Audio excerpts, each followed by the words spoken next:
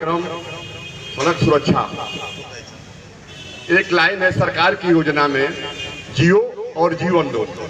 ये हमारा उद्देश्य है और इस योजना के तहत हमारा प्रयास रहेगा कि हर व्यक्ति, यदि एक व्यक्ति को बचाता है, उनको समझा के, बता के या सहयोग करके, यही इस योजना का उद्देश्य है। पुनः एक बार हम अपने जिलाधिकारी महोदय को धन्यवाद देते हैं कि आपने समय दिया और हमको स्वागत करने का मौका मिला। सारे अधिकारियों को धन्यवाद देते हुए जय हिंद, जय भारत। सड़क सुरक्षा माह के शुभारंभ के अवसर पर इस कार्यक्रम में उपस्थित सम्मानित जिलाधिकारी महोदय, सीडीओ साहब, सीएमओ साहब, अन्य सभी मेरे साथी अधिकारीगण और मीडिया बंधु और जनसामान्य के जनपद के जो नागरिक यहाँ इस कार्यक्रम में उपस्थित हैं। सड़क सुरक्षा माह का आयोजन, आप लोग आगे सड़िए जरा, उसके पीछे क्या कारण है, उसके पीछे क्या सोच है, उसके बारे में थोड़ा सा आपको बताना चाहूँगा। आप लोगों को जानकर ये आश्चर्य होगा कि सड़क दुर्घटनाओं में होने वाली जो मौतें हैं, उस मामले में इंटरनेशनल लेवल पे भारत जो है वो काफ़ी आगे है, मतलब संख्या बहुत ज़्यादा है। 2021 के अगर आंकड़े मैं आपको बताऊं तो लगभग 5 लाख जो है वो सड़क दुर्घटनाएं हुई हैं और उनमें 1.5 लाख के आसपास लोगों की मृत्यु हुई है। ये एक बहुत ही बड़ी संख्या है। अगर आप इसको कंपेयर करेंगे, अभी कुछ ही पिछले 2-3 वर्षों से हम कोरोना की महामारी से गुजर रहे हैं और हम लोगों ने देखा कि कई लोगों की जो मृत्यु है वो कोरोना के दौरान कोरोना वायरस की वजह से हुई। ये जो संख्या है उससे भी ज़्यादा है। अब आप देखिए कितना हम लोग चिंतित हैं कोविड को लेकर और कितने प्रोटोकॉल का हम लोग पालन कर रहे हैं और वास्तव में सड़क दुर्घटनाएं में होने वाली जो मृत्यु है वो उससे भी ज़्यादा है। तो करें आप का जो निर्देश है, हमारे दरिया जनपद की जनता इसको सहर्ष स्वीकार करती है और यातायात नियम का पालन करने के लिए लगातार वो प्रयासरत भी है। इसी के लिए आप लोग मेहनत भी कर रहे हैं और हमारे जनता भी जागरूक हो रही है और जिसको सुनने के लिए हम लोग इतने देर से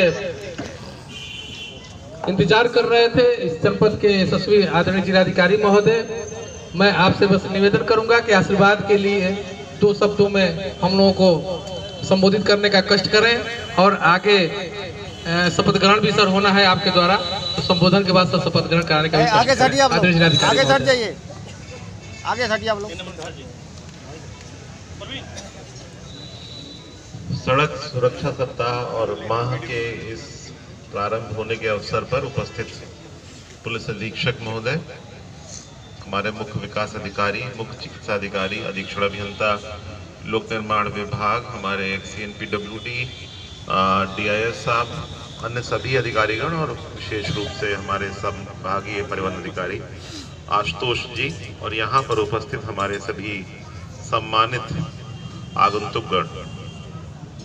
कप्तान साहब ने जो आंकड़े बताए कि 1.5 लाख लोग भारत में एक वर्ष में मरे। 1.5 लाख लोग का मतलब होता है कि हर महीने लगभग 12,000 लोग। हर महीने 12,000 का मतलब है कि पर डे करीब 400 लोग।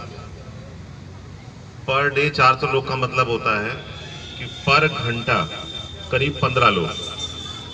जब ये कार्यक्रम शुरू हुआ और जब ये कार्यक्रम समाप्त होगा, इस बीच में औसत के हिसाब से 15 लोग अपनी जान गंवा चुके होंगे। तो मामला जितना गंभीर हम समझते हैं उससे ज्यादा गंभीर है।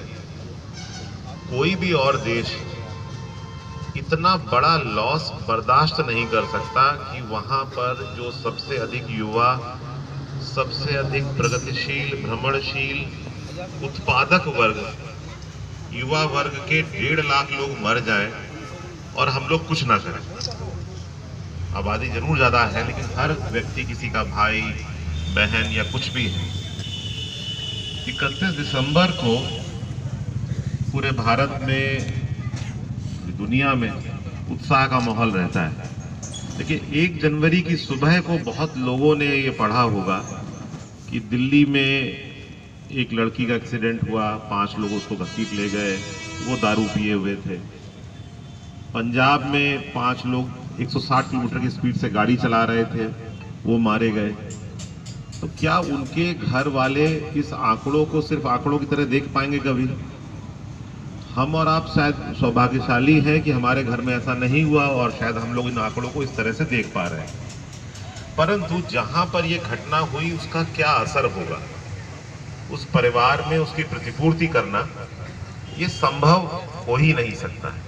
और खास तौर से इकोनॉमी को जितना नुकसान है, एक परिवार की पूरी जो रीढ़ की हड्डी है उसको जो नुकसान है, उसकी कोई भरपाई नहीं है।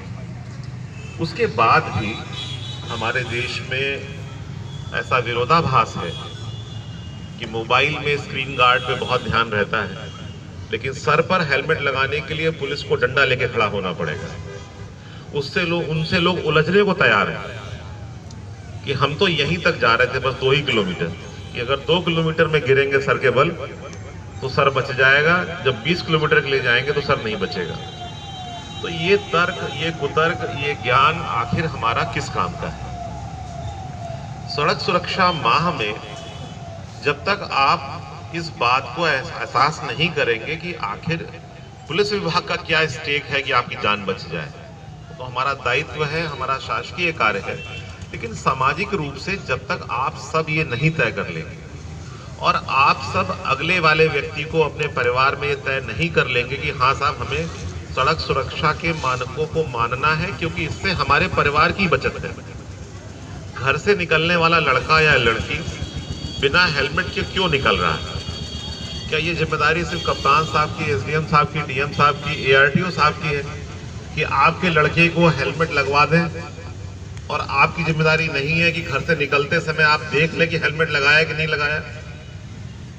क्या शाम को शराब पीकर घूमने वालों के घर वालों का दायित्व नहीं है? और अगर वो ना समझ है तो उनको बताने का दायित्व हमारा नहीं है।